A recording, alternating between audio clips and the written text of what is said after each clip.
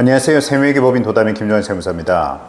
오늘 소개해드릴 내용은 우리가 혼인 합가했을 때, 즉 신혼부부들이 결혼을 했을 때 2주택 상태지만 10년 이내에 양도하면 1주택으로 봐주는 규정에 대해서 설명을 좀 드리고자 합니다. 우리가 이제 최근 대법원 유권 해석에서 대법원 판례였죠. 일시적 1세대 2주택 규정에서 양도 시점이 아닌 우리가 취득 당시에 1주택이었던 사람에 대한 양도세 비과세 규정이 나오면서 업계에서는 상당한 혼란이 야기되고 있습니다.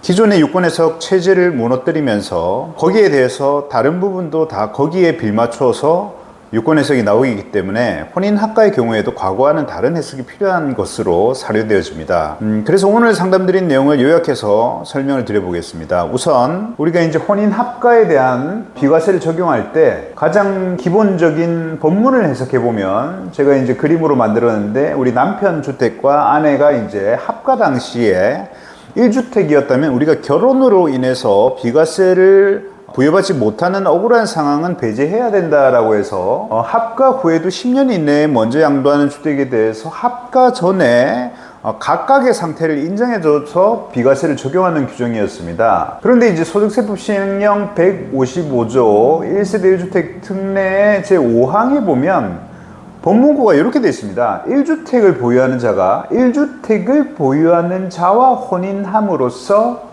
1세대가 2주택을 보유하게 되는 경우에는 혼인한 날로부터 10년 이내 먼저 양도하는 주택은 1세대 1주택으로 보아 비과세를 적용한다.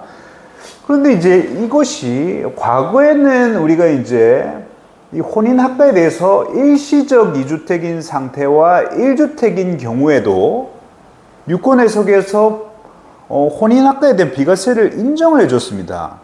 하지만 서두에서 말씀드린 바와 같이 일시적 1세대 1주택, 1세대 2주택에 대해서 우리가 비과세에 대한 대법원 판례가 나오면서 갑자기 이제 법문구를 엄격 해석하다 보니까 이 혼인합가도 이제 법문구를 엄격 해석해버리면 우리가 1세대 1주택인 상황에서 혼인을 하지 않으면 결과론적으로 비과세가 안 되는 것으로 지금 유권 해석이 따라가고 있습니다. 따라서 거기에 발맞춰서 과거에는 되었던 일시적 2주택자와 1주택자의 혼인 합가 시에 비과세가 배제되는 것으로 봐야 되는 이유가, 우리가 22년도 10월 28일 날은 보면 일시적 2주택자와 혼인 합가 주택자가 결혼했을 때 비과세 특례에서 합가일로부터 5년 이내에 양도하는 주택은 비과세가 된다라고 집행 규정이 되어 있었는데 24년 10월 31일 날 개정 집행 기준에 보면 해당하는 일시적 2주택자와 혼인 합가자에 대한 비과세 규정이 삭제되어 버렸습니다. 따라서 이것은 이제 비과세를 안 해주겠다는 것이고, 이것은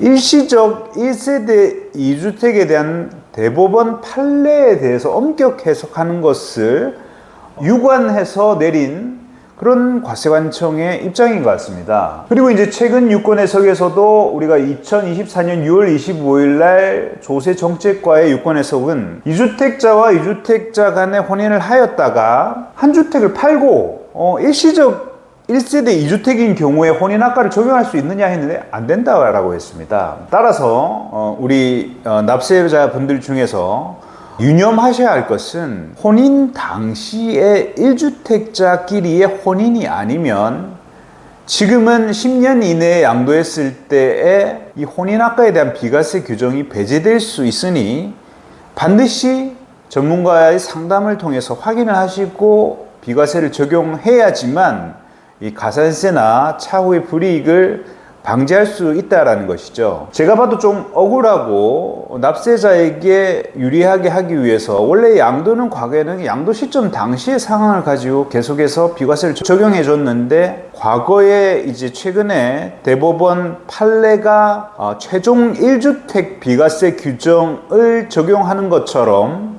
그때 당시의 상황이었는데 그것을 쏙 빼버리고 법문구를 엄격 해석하는 바람에 납세자들이 점점 불리해지는 상황이 오고 있습니다. 이런 부분은 좀 개선될 필요가 있는데 참 안타까운 현실입니다. 오늘은 세무회계법인 도담의 김정환 세무사와 함께 혼인합가에 대한 비과세 규정에 대해서 알아보았습니다. 이상 세무회계 도담이었습니다. 감사합니다.